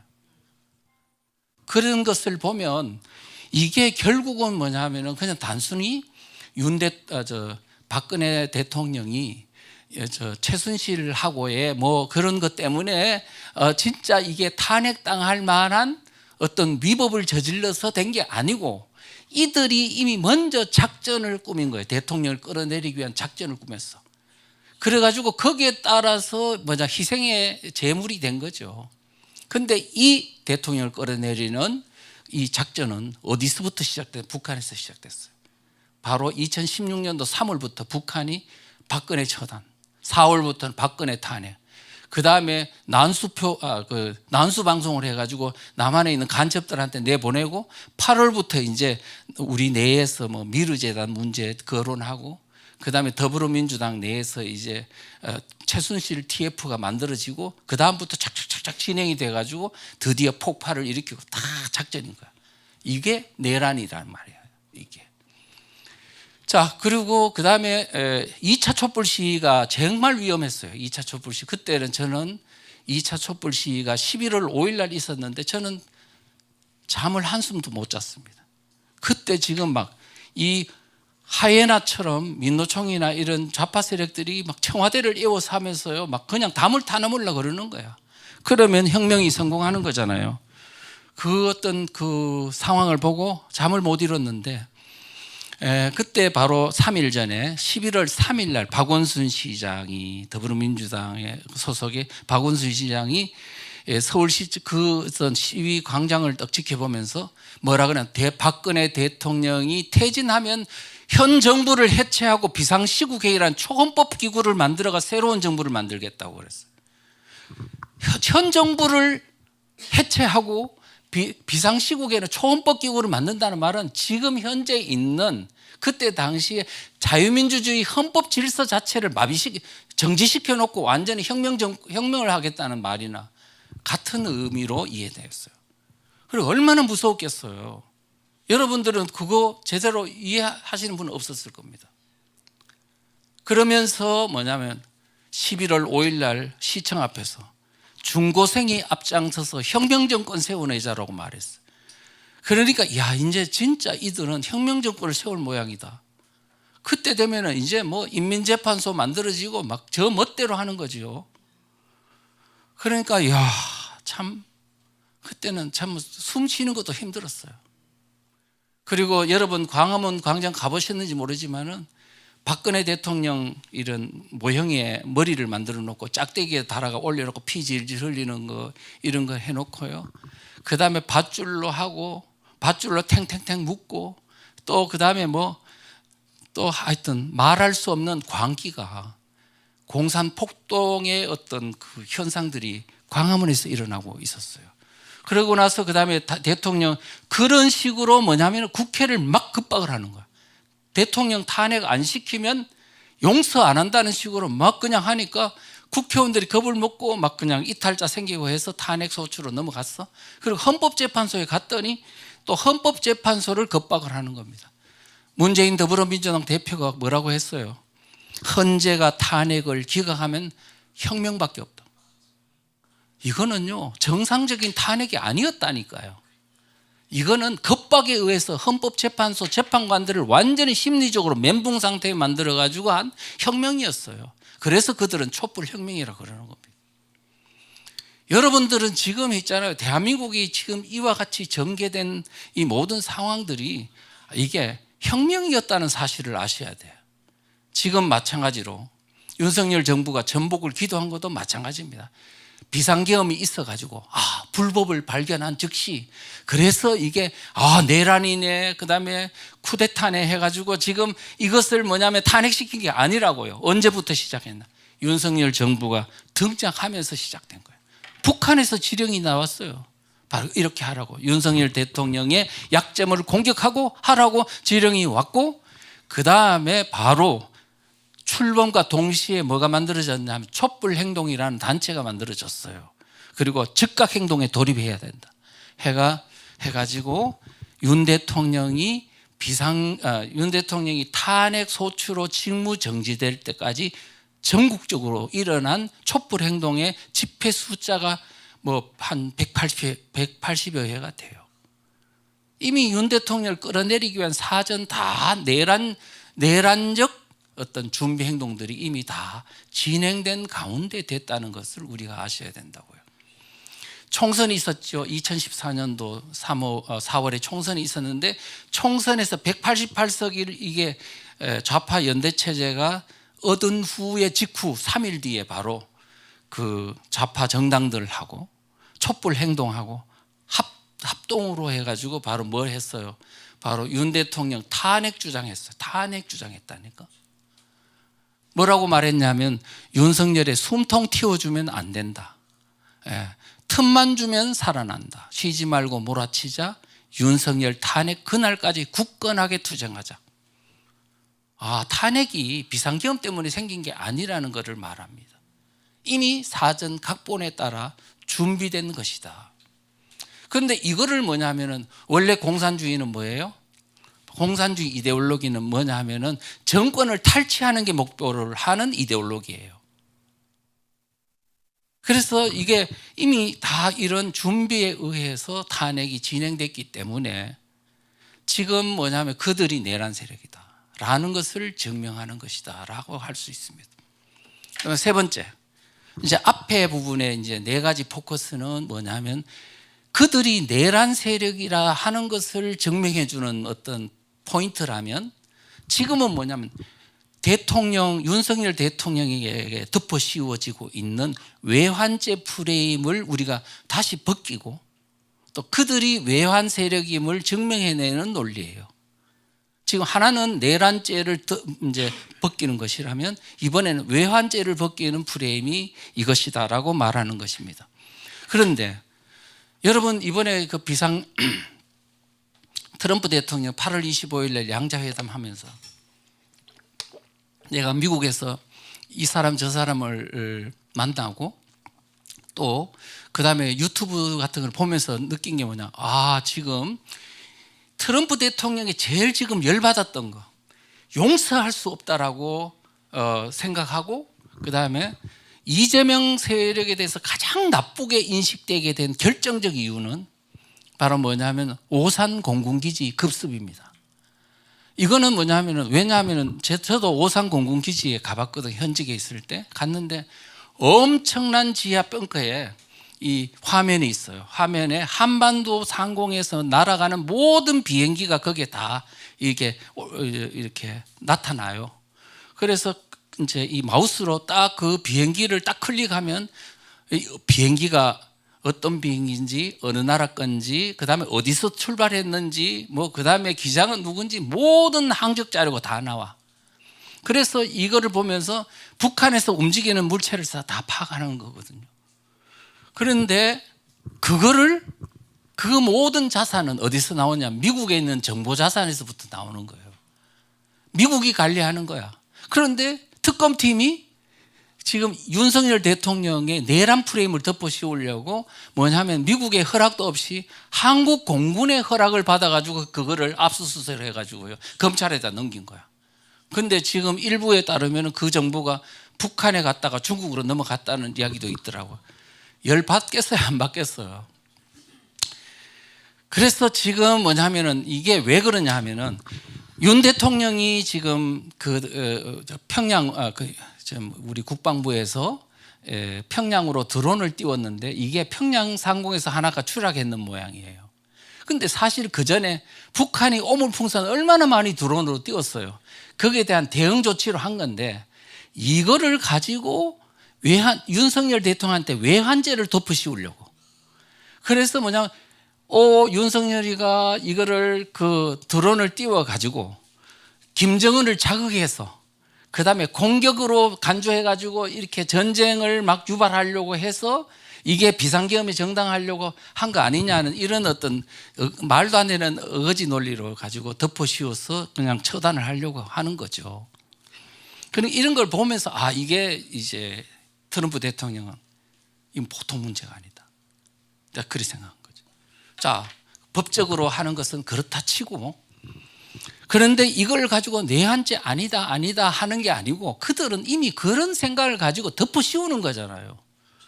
그게 방어하는 것, 변호하는 것, 항변하는 것, 이런 것이 더 효과적이냐 하면 그것 가지고는 효과적이지 않다. 왜? 그들은 이미 작정하고 하는 것이기 때문에. 그래서 어떻게든 역프레임을 걸어야 된다. 어떤 역프레임이냐? 자, 보십시다. 지금 그 종북 세력들, 친중 우리 좌익 세력들은 어떻게 보면 외환죄 근거를 찾으려면 차고도 넘친다. 지금까지 여러분 보십시오. 외환죄라는 것은, 내란죄는 내부의 적에 의한 반란을 의미한다면 외환죄는 적국 또는 적대 세력과, 외부에 있는 적대 세력과 통모 또 이 소통을 해가지고 이게 지금 국가의 어떤 국가 전복을 기도하는 범죄를 뭐라고 한다? 외환죄라고 한다. 지금 북한을 자극해가지고 북한과 통모해가지고 지금 반란을 도모했다라고 지금 덮어씌우려고 하는데, 외환죄에 관한 한은 진짜 종북 세력들이 외환죄의 주모자들 아니냐. 지금까지 북한과 통모해가지고 북한과 연계해가지고 지금까지 대한민국을 뒤집어 엎으려고 한 게 한두 번이냐고요. 북한과 간첩과 연결되거나 수도 없는 그런 일들이 있었고, 지금 중국과 연결돼 가지고 수도 없이 대한민국을 지금 뒤집어 엎으려고 하는데, 외환죄로 따지면 그들이 바로 주범인 거죠. 우리가 그거를 왜 공격 안 하냐 이거야. 그래서 예를 하나 들어보자고요. 천안함 폭침 사건과 북한의 지방선거 개입 공작입니다. 여러분, 지금 북한의 천안함 폭침이 2010년도 3월 달에 있었죠. 3월 달에 46명의 우리 건장한 이 장병들이 일순간에 그냥 이 바닷물에 침몰돼 가지고 죽었습니다. 자, 그랬는데 그게 북한 어뢰 공격에 의해서 그런 일이 일어난 거거든요. 자, 이 3월 그 말쯤 된 며칠일 때 되는데, 그때 천안함 폭침이 일어나고 나서 2달 뒤에 뭐가 있었냐면 지방선거가 있었어요. 그러면 일반적으로 북한의 공격이 있으면은 국민들의 안보 의식이 고양이 돼서 우파 정당한테 유리해요, 안 유리해요? 유리하죠. 그런데 이거는 어떻게 됐는지 완전히 거꾸로 돼버렸어요. 왜 그랬을까? 어떻게 해서 그렇게 됐을까? 이게 궁금합니다. 지금 북한에서는 그때 당시에 천안함 폭침이 일어난 후에 국민들이 막 진짜 심리적으로 이제 멘붕 상태에 빠진 거야. 이야, 북한이 저런 청년들도 죽이네? 진짜 이거는 공격적인 어떤 그 위협감을 느끼고 있을 때 북한이 남한을 향해서 막 전쟁할 것처럼 막 그냥 공포 분위기를 조성하는 거예요. 조성하면서 뭐라 하냐면 선전선동을 하는데, 이번 지방선거에서 한나라당 찍으면 전쟁을 너희들이 선택하는 거야. 지금 이번 지방선거는 전쟁이냐 평화냐의 선택이라고 막 협박을 하면서, 이명박 패당에게 주는 표는 전쟁의 표이고 파쇼 독재의 표이다, 막 이런 식으로 막 공격을 하는 거예요. 그러면서 막 전쟁 일으킬 것 좀 하니 전방에 있는 군인들이 전쟁이 일어날 뭐 그런 자꾸 공포 분위기가 있으니 장병들 모아놓고 머리 깎아라, 그 다음에 손톱 발톱 깎아라, 혹시 너 전사하면 이거를 가지고 이제 장사도 지내줘야 된다 이러니까 애들이 진짜 겁을 먹고요, 집집마다 엄마한테 전화해가지고 엄마 한나라당 찍지 마라, 한나라당 찍으면 전쟁 나면 아들 죽는다 그래가지고요, 한나라당 선거 운동원조차도 한나라당 안 찍었다고 합니다. 지금 그런데 그때 야당에서 선거 캐치프레이즈가 뭐냐, 북한에서 전쟁이냐 평화냐라고 협박을 하니까 그대로 있잖아요. 전쟁이냐 평화냐라는 캐치프레이즈로 선거를 했어요. 그래서 압승을 거뒀습니다. 어느 정도로 가장 혜택을 본 게 뭐냐 하면은 이거네요. 전쟁이냐 평화냐, 민주냐 파쇼냐, 뭐 이런 식으로 이제 막 선동을 했는데, 그래서 대박을 친 게 뭐냐면 민주노동당입니다. 민주노동당. 그 민주노동당이 누가 당권을 장악한? 이석기 경기동부연합 통진당 세력이라고요. 지방선거에서 지방의회 단체장 합해서 142석을 차지했습니다. 대단한 혁명이죠. 여러분, 지금 이게 북한과 남한 내에 있는 이 좌파 정당들이 또는 좌파 세력들이 연합해가지고 그 천안함 폭침의 그 위기를 완전히 역전의 발판으로 삼아 선거를 뒤집어 버린 거예요. 그렇습니다. 그때요, 어떤 일이 보죠. 서울시에서는 지방의원이 제가 알고 있기로는 한 100 몇 명쯤 되는 110석이 안 돼요. 그런데 더불어민주당이 그때 얼마를 차지했나, 더불어민주당, 통합민주당이 몇 석을 차지했는가 하면 한 100석 넘었던 걸로 알고 있어요. 그러니까 뭐냐면 오세훈 시장이 이렇게 완전히 압승을 거둬버리니까 야당이 아무것도 할 수 없는 거야. 그래서 결국은 뭐 무상급식 문제로 뭐 이렇게 하다가 그냥 서울시장을 때려치우고 나가서 다음 해 박원순 시장이 당선돼서 박원순 시장이 그 사람에 의한 이제 서울시 예산으로 저 마포에 있는 성미산 마을 있잖아요. 사회주의 공동체 마을이라는 그것을 서울시 예산으로 서울 전역에 퍼뜨리고, 그 다음에 그 모델이 전국으로 퍼지고 지방에 완전히 좌파 세력이 완전히 급성장하는 계기가 마련됐습니다. 그게 언제부터? 2010년도 이 지방선거에서 압승을 거두면서 일어난 결과입니다. 여러분들이 지금 이거 모르시잖아요, 그죠? 그래서 우리가 지금 뭐냐면은 이거 보면은 결국은 대한민국에 있는 이 야당들이 결국은 북한의 어떤 위협을 잘 활용해 가지고 선거에도 활용했으니 이게 외환죄 아닙니까? 그러면 역공을 취해야 될 부분이잖아요. 그러면 그거 하나뿐이냐고요. 하나뿐이지 않습니다. 수도 없이 많습니다. 지방선거, 총선, 대선 할 것 없이 한 번도 북한이 남한 내에 있는 선거에 개입하지 않는 사례가 없습니다. 이게 바로 외환죄로 하는 그 무수한 근거인데 왜 그거는 이야기 안 하고 지금 윤 대통령이 말도 안 되는 그걸 가지고 외환죄라고 하는데도 그 외환죄 아닌데 또 도망가기 바쁘고 윤석열 대통령이 버리고 이래서 되겠냐는 거예요. 민노당이 2012년 대선이 2012년 총선 전에 민노당이 5석이었어요. 그래서 이것을 이 5석을 가지고 2012년 12월 대선에서 정권을 잡으려고 했던 프로젝트가 있어요. 실제 잡을 뻔했지. 자, 그 내용을 그것도 다 뭐냐면 외환죄입니다. 바로 북한에서 이제 왕재산이라는 간첩단에게 지령을 내렸어요.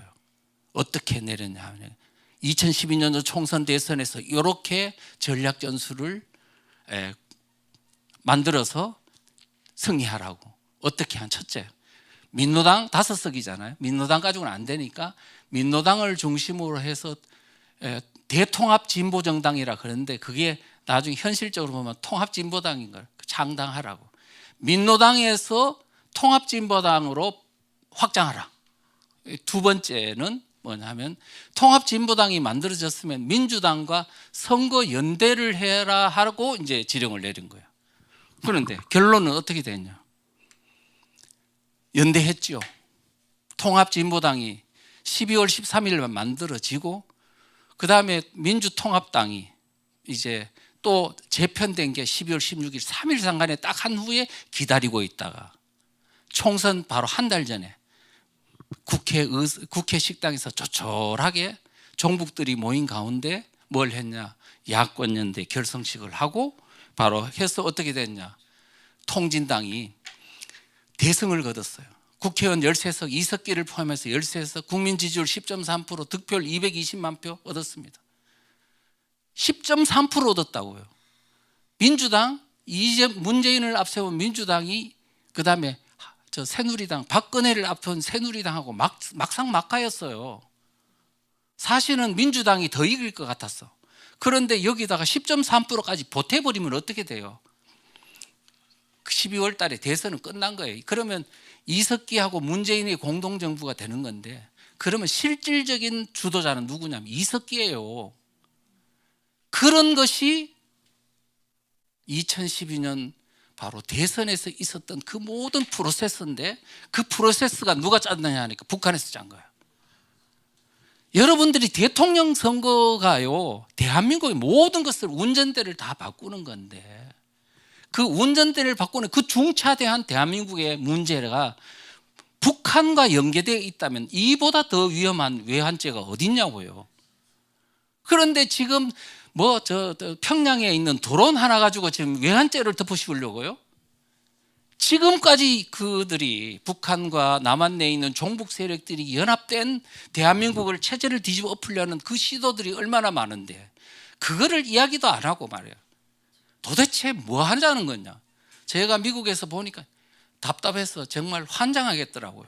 그래서 안 되겠다 해서 책을 써서 이제 한국에 와서 이제 그 출판을 한 달 전에 했습니다. 하고 또 미국에 특강 갔다 오고 이제 하면서 이게 많이 역공을 취하라. 이제는 우리가 내란죄가 아니다, 외환죄가 아니라고 변명하고 항변할 게 아니고 그 에너지를 그들이 내란죄고 그들이 외환 세력이라는 것을 증명하는 데다 에너지를 쓰라고 집중적으로 역프레임을 걸으라고 했더니 이제 그런 일들이 거다가 김현지 사건이 일어나고 하면서 이제 상당히 지금 많이 전략적으로 상당히 머리가 좋은 것 같아요, 우파 세력들이. 그래서 이제는 그런 걸 제대로 할 줄 아는, 그래야 앞으로 전투가 유리해진다, 그렇게 말씀드릴 수 있습니다. 자, 그래서 이제 이게 이제 그랬는데 통진당 내분 사태 때문에 겨우 이제 무산이 됐던 사례. 이것도 외환죄, 충분한 외환죄 사례라 할 수 있겠죠.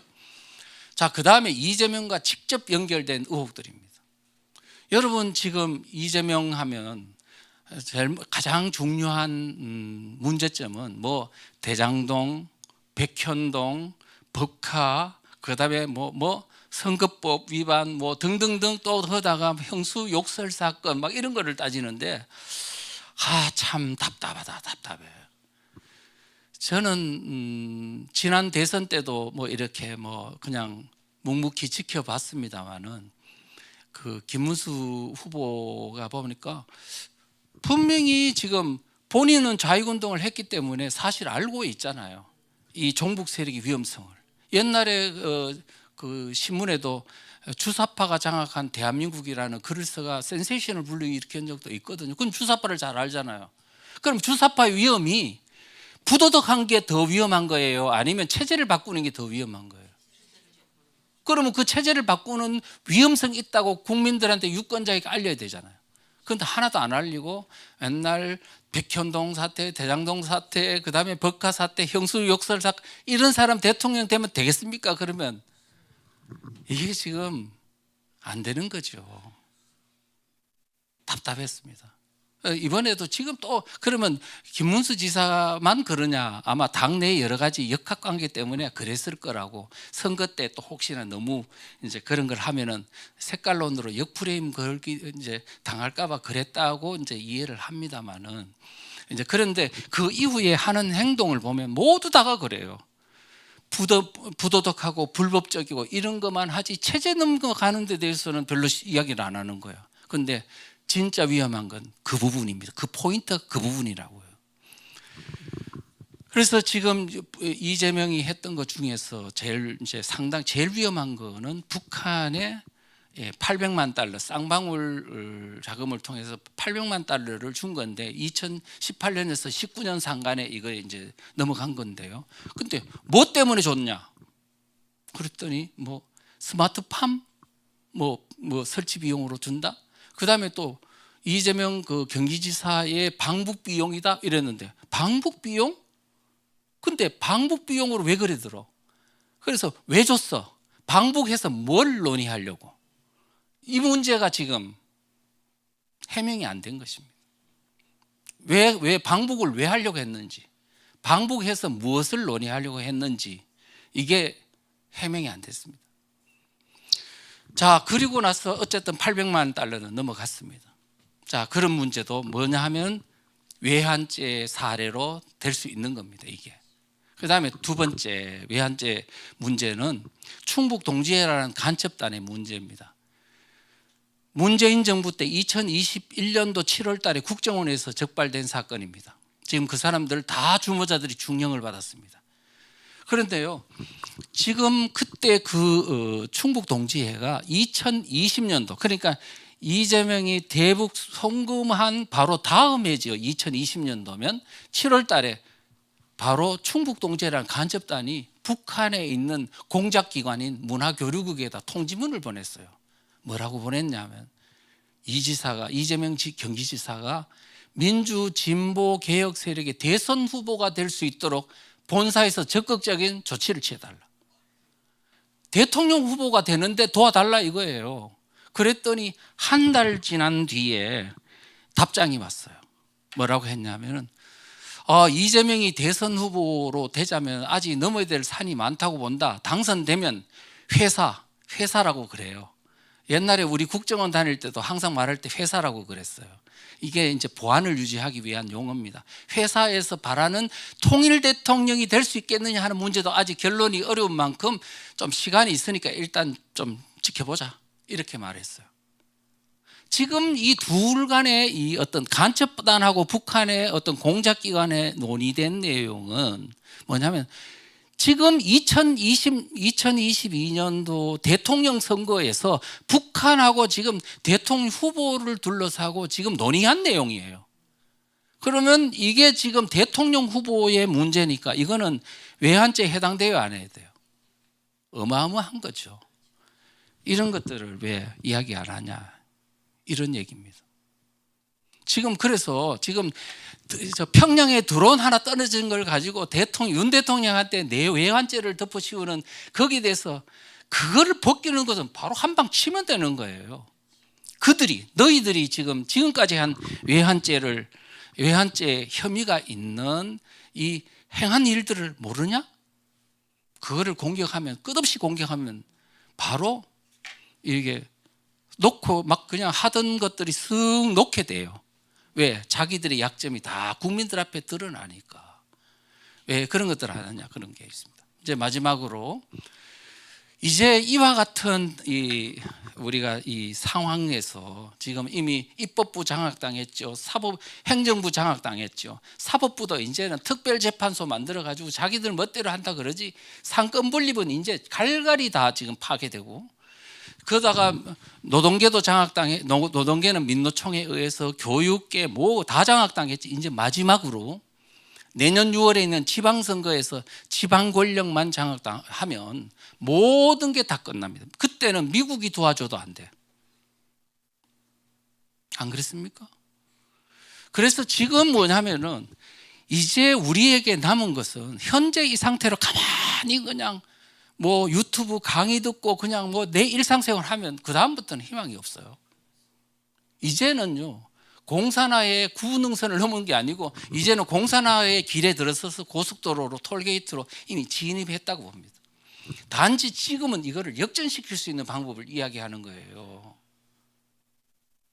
이해되십니까? 이제는 정상적 방법은 안 돼. 지금 미국도 그러는 거야. 왜 한국에서 안 일어나냐? 미국이 도와줄 수 있는 건 많이 있지만 한국 사람들이 일어나고 그 다음에 그것을 대체할 수 있는 정치 권력이 일단은 만들어져야지 도와줄 수 있지. 그냥 가만히 감 떨어지기를 바라고 있는데 미국이 어떻게 도와주냐 이거예요. 그러면 설사 도와줬다 한들 다음에 또 뺏길 텐데. 이제는 우리가 결단을 내려야 돼요. 어떻게 이기고 우리 스스로 일어나고 이것을 극복해낼 수 있을지에 대한 뭔가 단단한 각오와 전략 전술에 대한 이해 없이 그냥 똑같이 또 집회하면 되겠지, 안 됩니다. 이제는 달라졌어요. 그래서 이제는 뭐냐면 대한민국이 자유민주주의 체제로 유지되려면 자유민주주의의 주권자인 국민들의 각성 없이는 안 됩니다. 왜? 선거를 통해야 되니까. 그래서 지금 우리가 그래도 희망이 있는 것은 지금 있잖아요. 그나마 트럼프 정부라는 지금 세계를 신냉전 질서로 자유민주주의냐, 그 다음에 중국을 중심으로 한 새로운 어떤 구공산 질서냐, 이렇게 재편되는 과정과 트럼프 대통령이 이제는 강력하게 관세나 뭐나 이런 걸 통해 간섭을 하려고 하는 대통령이 있기 때문에 지금 저지되고 있는 거예요. 우리가 힘이 있어가지고 그들이 관용스러워서 아니에요. 그래서 지금 뭐냐면 그런 것이 정말로 감사한 일이고, 그때 우리가 힘을 내서 우리 국민들을 여하히 깨우는 어떤 노력을 기울여야 된다. 그 다음에 또 하나는 다행스러운 것은 2030 세대들이 벌써 대통령 탄핵 과정을 통해서 막 깨어나고 있어요. 교회도 지금 많이 깨어나고 있는 듯해요. 그런데 이 깨어나게 하는 것은 뭐냐 하면은 그냥 윤 대통령이 불쌍해서가 아니에요. 그것도 한몫은 했지만은 진짜는 뭐냐면 그들이 들고 있는 피켓을 보면 알아요. 체제 위기를 느끼고 있다는 거죠. 지금 이들을 깨어나게 한 것은 뭐냐면 대한민국이 체제 전쟁 중이다, 대한민국이 공산으로 간다, 중국이 잡혀먹는다, 북한에 의해서 종북 세력이 지금 장악하고 있다, 이와 같은, 이제는 이런 식으로 가면 내가 살아야 될 대한민국이 공산화되면은 안 된다라는 그런 어떤 생각이 바로 이 젊은이들로 하여금 일어나서 각성하고 운동하게 된 이유입니다. 그러면 반대로 이야기하면 우리 지금 미몽에 아직 못 깨어나는 국민들을 깨우려면 뭘 해야 되냐면 바로 체제 위기를 알려줘야 되는 거야. 사상 문제를 이야기해 줘야 된다고요. 지금처럼 해서는 안 된다고요. 사상은 겁이 나니까 좌파들한테 공격당할까 봐. 그런데 지금 국민의힘당이 지금 벌써 막 얼마나 전투적으로 잘 싸우고 있습니까? 물론 일부지만은. 그런데 그 보면은 그렇게 해주니까 뭐냐면 이제 뭔가 생태계가 만들어지지 않습니까? 이제 이럴 때 우리가 국민들을 이제 2030 세대도 아직은요 뭐 때문에 내가 나오는지를 잘 모르는 사람들이 있어요. 이거를 하려면은 체계적인 사상 교육, 그 다음에 체제 전쟁에 대한 실상을 정확하게 이해시켜주는 노력이 필요하다. 그래서 지금 우리는요 막 혼미한 상태인데 우리는 두 개의 체제 줄다리기로 개념으로 이해를 시켜주면 돼요. 대한민국이 자유민주주의 체제로 있을 것이냐 아니면 공산체제로 갈 것이냐, 체제 전쟁이다. 이것을 명확하게 이렇게 이해시켜주는 그런 어떤 방식을 이용하고, 그 다음에 많은 사람들이 지금 뭐 체제전 위기인데 알겠는데 내가 뭐 할 게 뭐 있어, 나는 말이야 그런 거 잘 몰라 하고 이런 사람들이 아직도 상당히 많아요. 교회가 특히 더 그런 경우가 있다고요. 정교 분리 프레임에 갇혀 있고, 그 다음에 또 이제 그런데 지금 이제 앞으로는 더 북한이 평양의 예루살렘이다 하던 나라가 공산화되면서 결국은 교회가 2,000교회 이상 되던 게 하나도 없이 싹 멸절이 됐잖아요. 그리고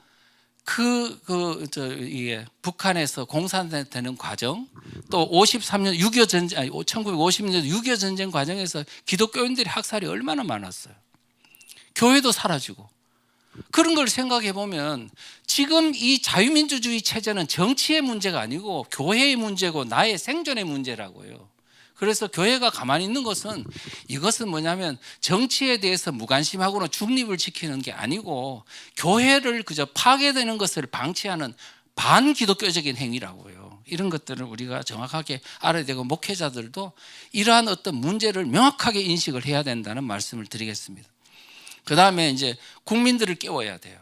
이제 국민들을 안 깨우면 안 돼. 말하자면 우리가 광화문이나 여의도나 뭐 전국에 이제 시위 많이 하고 하는데 우리끼리만 모이는 것과는 안 된다고요. 이제는 거기서 시위하는 거로 그냥 뭔가 그 사람들이 겁을 먹고 그냥 도망간다면요, 그것만 하면 되지요. 지금까지 8년 동안 그렇게 시위했는데 안 됐으면은 방법을 바꿔야 된다고. 시위를 해도 하는 거는 중요해요. 중요한데 문제는 뭐냐면은 이 시위를 하는 이 사람들이 각성이 돼 가지고 마을에 가서 사람들을 전파해 줘야 되는 거예요.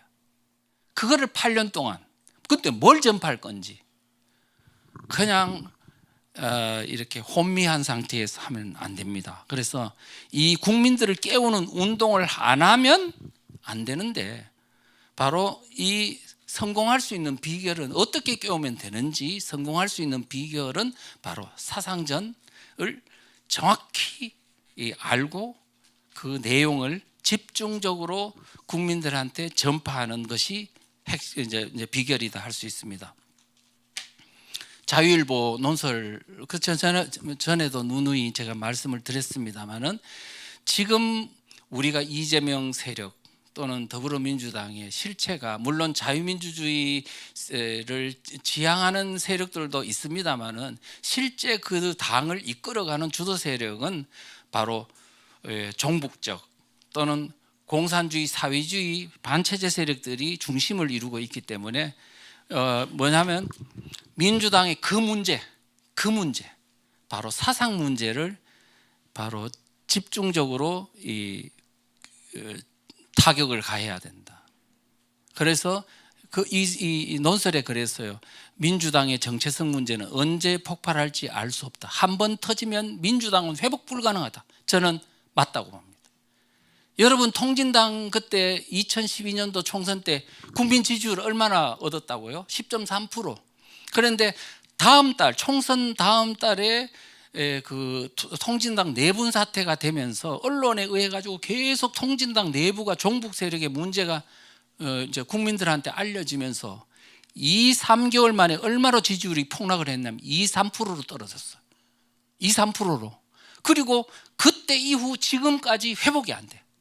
지금 통진당이 해산된 후에 지금 다시 후신이 정당이 있는데 진보당이잖아요. 진보당 여론조사하면요 1%밖에 안 나와. 아직 회복 안 돼요. 이미 한 번 국민 머릿속에 저 새끼들의 중심이 종북 세력이네 그래버리면 끝이에요. 그런데 지금 국민들이 종북 세력이 좋아가지고 찍은 게 아니라고요. 몰라서 속아서 그런 거니까. 우리는 그 실체를 알리는 그 문제에 굉장히 집중을 해야 되는데, 문제는 뭐냐 하면 너무나 변화무쌍하고 너무나 잘 속이고, 그러니까 그런 어떤 실체를 안 알리고 그들은 뭐라 그래요? 민주다, 그 다음에 진보다, 평화다, 인권이다, 환경이다, 복지다, 온갖 미사 여구를 다 동원해서 대중들을 속이기 때문에 이제 우리는 각자 프레이를 하면 안 됩니다. 가장 그들의 실체를 알리는 간단, 명료, 단순, 명쾌한 논리를, 스토리를 구성해서 대중에게 알려주는, 그래서 사실은 5,200만 국민이 모두가 다 인식할 수 있도록, 그리고 우리 우파 진영의 자유민주주의를 좋아하는 사람들이 전파하는 게 이 사람은 A라는 논리로, 이 사람은 B라는 논리로 다 각자 하면 효과가 없어요. 모두가 똑같은 내용을 다 탑재를 하고 일사불란하게 같이 움직여줘야 이 전쟁에서 승리할 수 있다. 이거는 사상전이기 때문에요, 무력전보다 훨씬 더 정교하게 이론은 전략전술을 해야 된다는 말씀을 드립니다. 그래서 사상전의 승리 비결을 결국은 크게 보면은 지금 우리가 겪고 있는 전쟁은 어떤 전쟁인가? 사상전쟁, 체제전쟁이다. 공산주의로 체제로 가느냐, 자유민주주의 체제를 지키느냐의 전쟁이다. 적은 누구인가? 종북 반대한민국 세력이다. 전쟁의 목표는 뭐냐? 전략 전술은 뭔가? 그들의 전략 전술은 무엇이고? 내란 프레임이다. 그러면 우리는 어떻게 해야 되나? 우리도 바로 역공을 취해가지고 그들의 전략 전술을 무력화시켜야 된다. 이런 것들이 있잖아요.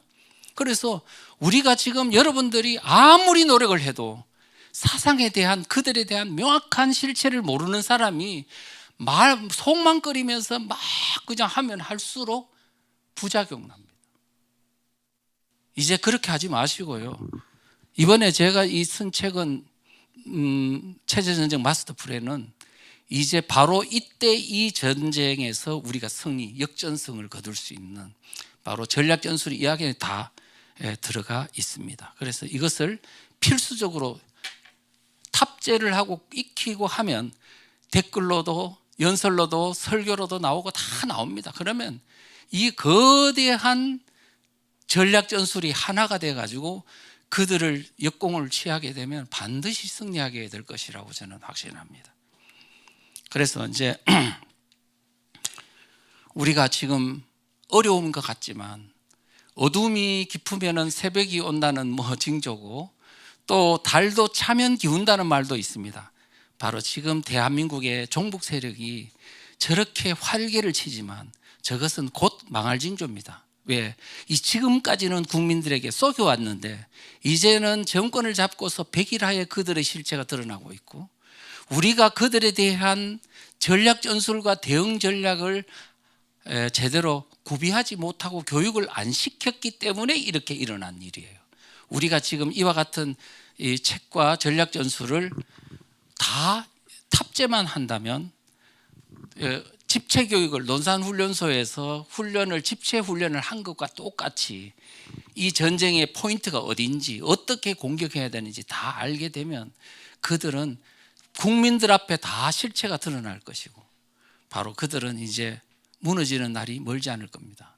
그러다가 지금 세계가 탈냉전 질서가 아니고 다시 냉전 질서로 돌아가고 있다니까요. 그래서 지금 한국의 문제로 끝나지 않습니다. 지금 미국의 문제이고 전 세계의 문제예요.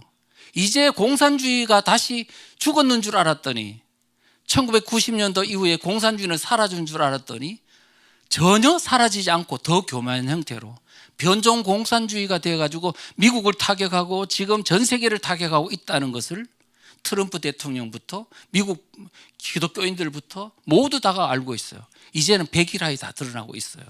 지금 우리가 이들의 실체를 국민들한테 알리고 깨우는 데 성공한다면 우리의 이 성공 모델을 미국과 유럽이나 전 세계 공산주의에 의해서 지금 신음하고 있는 사람들에게 바로 세탁을 할 수 있는 하나의 백신을 전파할 수 있다. 이제 교회도요, 바로 변종공산주의를 막는 백신이 장착되지 않는 기독교는요, 소용없습니다. 무너져요. 그래서 이제 우리가 앞으로 이런 것들을 우리는 노력을 기울이고 이제는 행동, 근데 행동하는데 그냥 행동이 아니고 이 책을 전파하시고 이 논리를 전파하시고 이 강의 테이프를 전파하시는 것이 곧 뭐냐면은 우리가 승리할 수 있는 전략 전술에 따른 행동이다. 이렇게 이제 생각하시면 될 것 같습니다. 자, 여기서 강의는 이제 끝내고요. 잠시 하나 소개해 드릴 말씀은 좀 이 책이 이제 출간이 됐는데 이 내용을 잠시 말씀드리면 페이지 수는 208페이지고요. 굉장히 크게 노인들도 다 볼 수 있도록 이렇게 큰 글씨로 칼라로 파워포인트도 한 40개 정도가 이렇게 삽입을 했으니까 잘 읽혀집니다. 빠른 사람들은 한 2시간 만에 다 읽었다 그러더라고요. 그리고 그 다음에 이제 이거 종이책만 해서는 안 되겠다. 교민들 이번에 이제 워싱턴에 가보니까 교민들도 좀 읽을 수 있도록 해달라 그러더라고요. 그래서 생각해보고 여러 가지 이제 논의해본 결과 전자북을 만들어야 되겠다. 해서 이제 교보문고, 교보 이북하고 뭐 네이버, 구글 다음에서도 이거를 구입할 수 있는 이제 교보문고로 들어갈 수 있는 이렇게 이제 방법을 찾아서 이제 곧 거기에도 이제 올리려고 그렇게 하고 있습니다. 그래서 많이 이 교민들도 이렇게 이제 책을 같이 공유할 수 있도록 하셨으면 좋겠다고 싶고요. 그 다음에 직접 이제 단체로 구매하실 분은 출판사 도서출판대추나무로 연락해 주시면 거기에 대해서 대응을 하도록 하겠습니다. 자, 장시간 이렇게 전국에 대한 얘기를 경청해 주셔서 감사하고요. 앞으로 대한민국을 다시 살리는 반드시 승리의 날이 올 것이라고 확신하면서 자신 있게 전투의 현장으로 나아갑시다. 고맙습니다.